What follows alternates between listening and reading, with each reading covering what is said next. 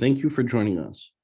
My name is Alec Hall, and this is Module 4, Skill Building at Tiers 2 and 3, Setting the Stage for Intervention Implementation of the Birch Project's 10 training modules on supporting youth and schools in the community. Trainings for paraprofessionals and mentors.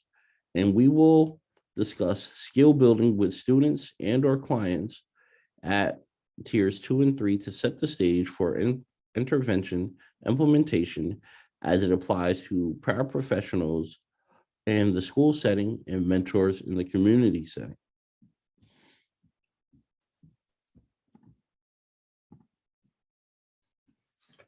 So before beginning with our content, I would like to introduce the Birch Project to those of you joining us for the first time for this module series. The Birch Project is a behavioral health integrated resources for a children's project. Its mission is to provide professional development and resources for schools, as well as to strengthen coordination of behavioral health supports across school and community agencies. The Birch Project is led by faculty members from the University of Massachusetts, Boston, and the University of Massachusetts, Amherst, and is sponsored by Boston's Children's Hospital.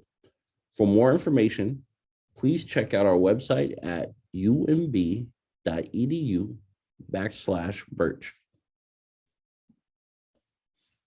So as far as introductions go, once again, my name is Alec Hall. I am a second-year doctoral student studying school psychology at the University of Massachusetts, Boston. I'm from Coney Island in Brooklyn, New York, so please pardon my accent. I have been working with the Birch Project for the past year. So the Birch Project would like to extend a huge thank you to the paraprofessionals and mentors who made these modules possible. They provided us with critical insights to the work they do, which has greatly helped us develop the module you are about to participate in.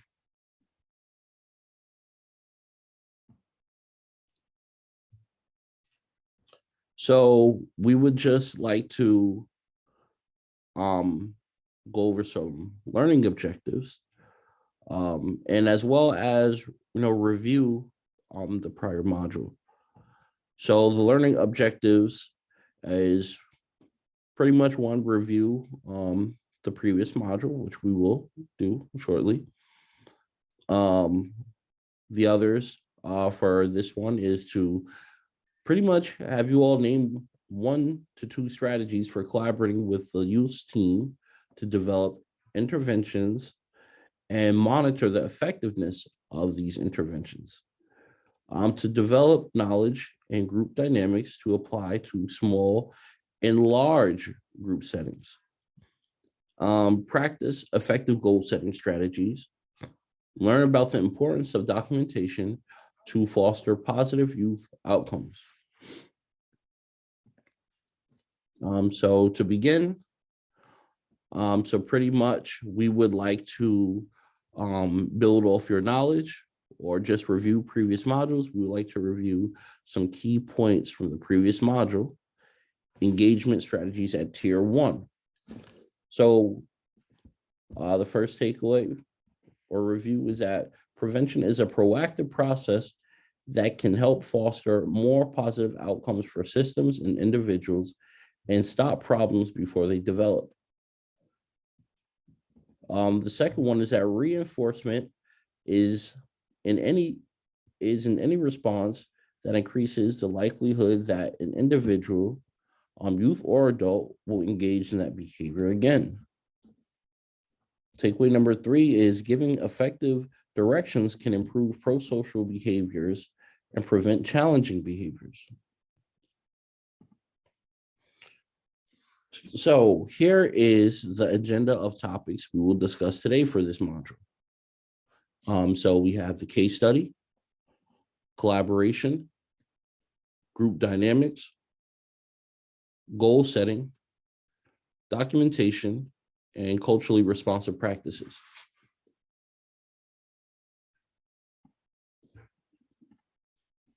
So we will begin with a case study to give you context for the types of situations you may experience with students or youth you work with.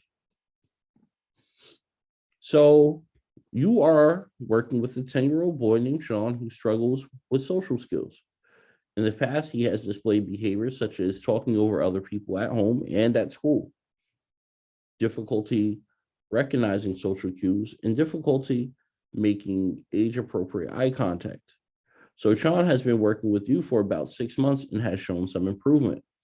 However, Sean's challenges continue to affect his behavior in the classroom, both academically and socially with his peers.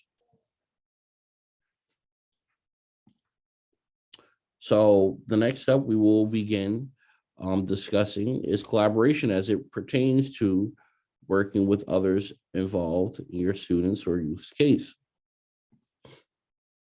So we will literally provide a textbook definition of what collaboration is. And pretty much what that is to work jointly with others towards a common goal. So here are some questions to consider that we will later address about collaboration. So how can I advocate for the child in collaboration with the team? How can I work with the team to determine interventions for youth? What support do I need from the team? What support does the team need from me? What do I do if the child is not making progress on their treatment plan, which exists in the community, or their IEP educational goals? So how can I advocate for the child in collaboration with the team?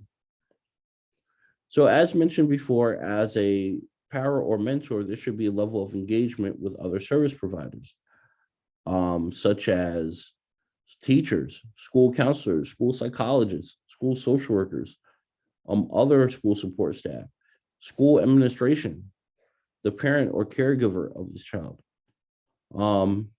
their psychiatrist or their medication prescriber, their primary care provider, the community-based providers.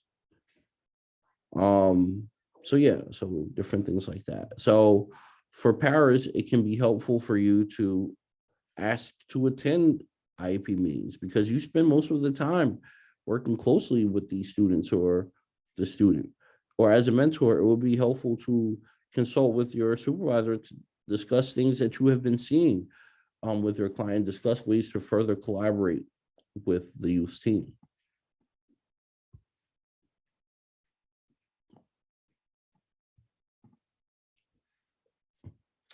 So how can I work with the team to determine interventions for my student? So Intervention Central definitely has a lot of helpful ideas and evidence-based interventions, which models 5 and model 6 in this series will provide further intervention ideas.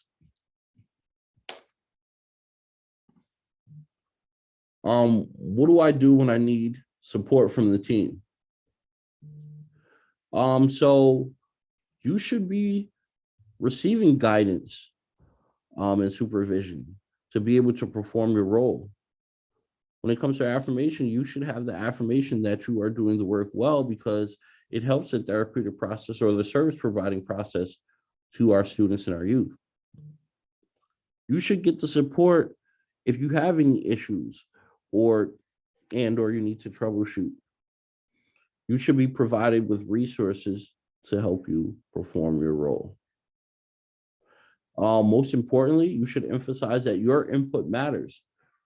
You happen to spend more time with this student or this client more than a lot of folks in the collaboration process. So they should hear you.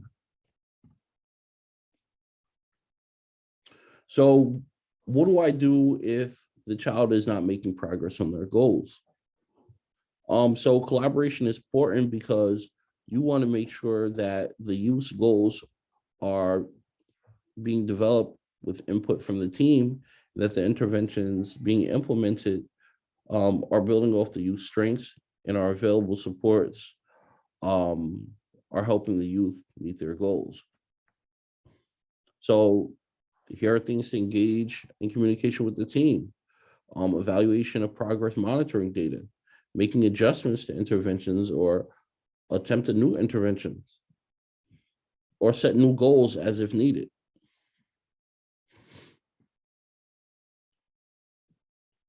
So here's some time to engage in some critical thought or practice.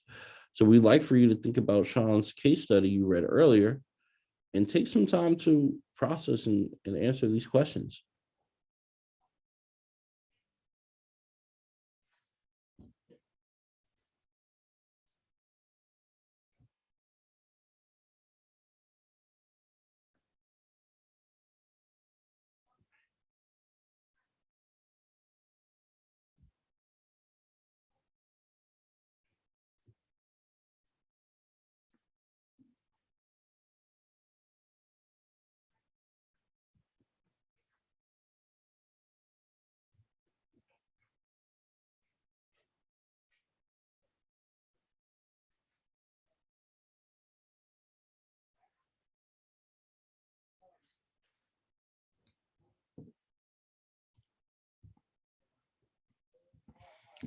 All right, so moving on to the next topic is group dynamics. In a school setting, in a multi-tiered systems of support model, or also known as MTSS, Tier 2 and Tier 3 would consist of paras working with a smaller group of students or an individual student. In some cases, students who need more specific supports. Tier 1 may involve working at the classroom or larger group level, and this is why group dynamics are important. In the community settings, mentors may work with an individual client. However, discussion of group dynamics may be helpful for clients as they interact with or in many social settings, such as schools, or with family members or friends, or any setting where they may have to just generally interact with a group of people. So group dynamics. So an entirety comprised of individuals who come together for a common purpose and whose behaviors in the group are guided by a set of shared values and norms. So this is Tuckman's model of small group development: forming, storming, norming, performing, and adjourning. So here are some reflection questions, right? So what can be done for some practices for establishing group expectations and group norms? What practices can be done to address group conflict? How do we establish roles and responsibilities for each member of the group? So what are some practices for establishing group agreements and reinforcing pro-social behaviors? So we have some interventions for group dynamics, such as the good behavior game or the caught being good game, incorporating youth voice in developing group agreements and expectations. Kids are far more interested in following rules they help to create. Gail Zimmerman, second grade teacher.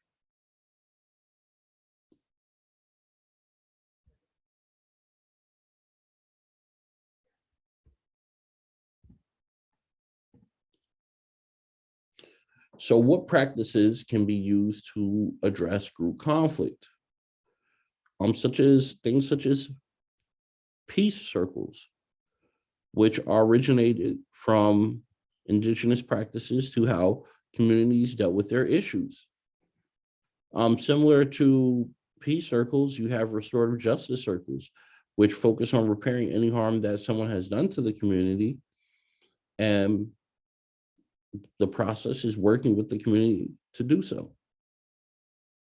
Then you have collaborative problem solving, which is a strategy that can be helpful to work with the youth to collaborate, share power, and arrive at a solution to solve a problem together.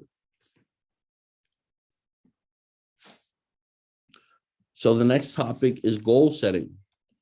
It is important that you are actively involved in this process, so that you can know what's the best way to help your students or youth. In any setting, SMART goals are effective, and here's why. So SMART goals are specific and asking, what do you want to accomplish, right? So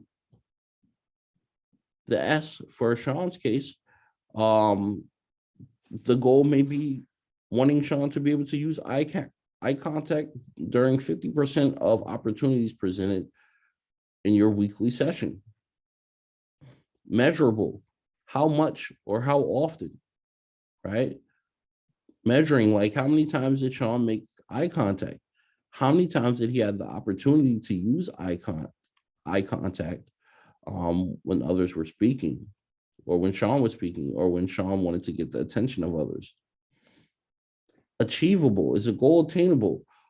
Was Sean able to achieve the goal during today's session? If not, how close was he? Relevant, does this address a student need? Is this goal related to a skill that Sean needs to work on? Time sensitive, how many group sessions will it take? For Sean's case, the question is, what do you expect? When do you expect to see results?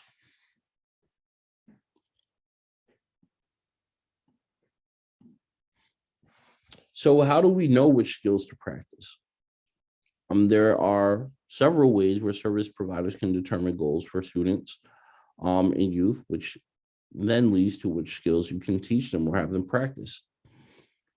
Having interviews, asking, and gathering data from the parent or caregiver, asking the youth themselves, what do they feel like they can practice, or other stakeholder interviews, observations, team meetings, using assessments such as the child and adolescent needs and strengths, or using other tools such as social emotional screening, such as the BIMAS-2, or overall comprehensive assessments and looking at psychoeducational reports. So documentation. So pretty much we have documentation. So documentation can be varied depending on your setting. So we encourage you to ask your supervisor what kind of documentation is required and what kind of documentation will be helpful in supporting your youth to track progress toward their goals. So here's time for reflection.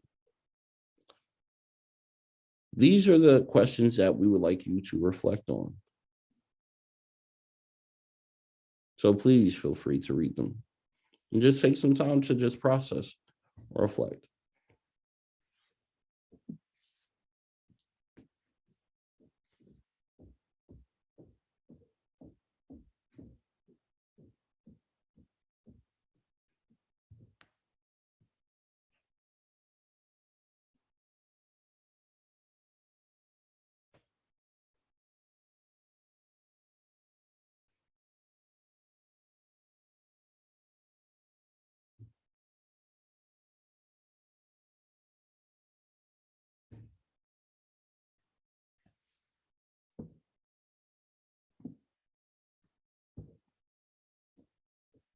Okay, so moving to the next slide. So what kind of information do I document about the students or youth that I work with? So here are some things that you can highlight for your students or youth documentation. The summary of the session, the attendance, any observations or any reported concerns, progress toward goals, treatment recommendations, or care coordination attempts. And as you can see here, there's like a sample sheet. So why is it important to document information about how students or youth are doing, student safety? You want to make sure, that's recorded through organized documentation, right? Progress monitoring, treatment fidelity, or legal and ethical obligations. So here are some examples for progress monitoring or documentation that can be used.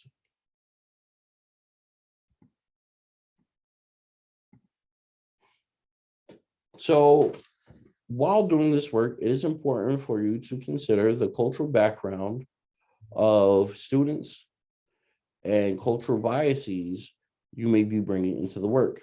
And don't worry, we all have them.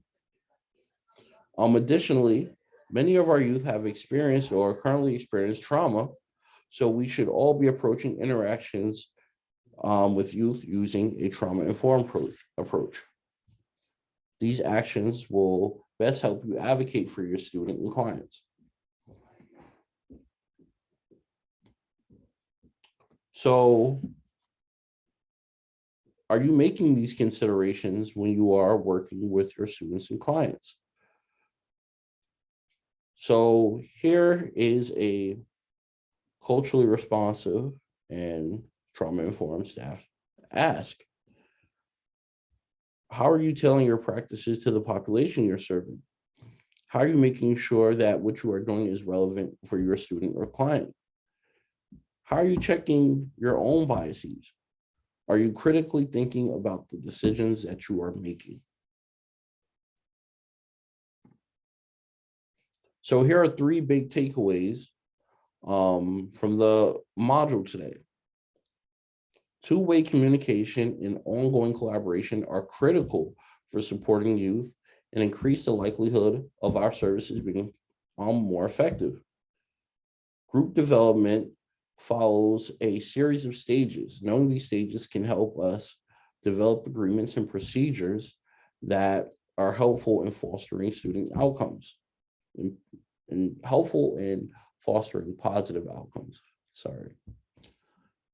Documentation is important for student safety, monitoring progress in response to our interventions, treatment fidelity, legal and ethical decision-making.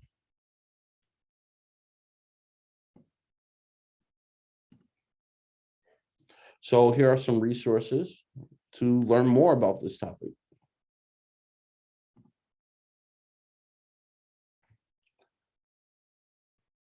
So here are other opportunities for you to practice.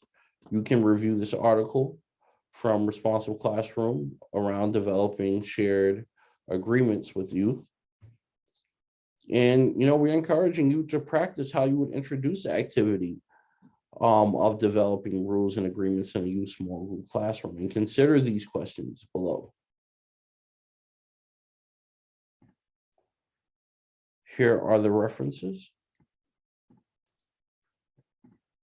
So thank you for reviewing this module to learn more about supporting youth as a paraprofessional and a mentor. We want to thank you for your time and attention to the behavioral health needs of our youth. At our website, www.umb.edu/Birch. You can sign up for our subscription list to get more information on best practices, such as supporting youth. We would love to hear from you. Please reach out to us with thoughts or questions. We hope you view the rest of our modules as your team are building the capacity for supporting students with intensive behavioral health needs. Take care, and thank you for all of your work to support our youth.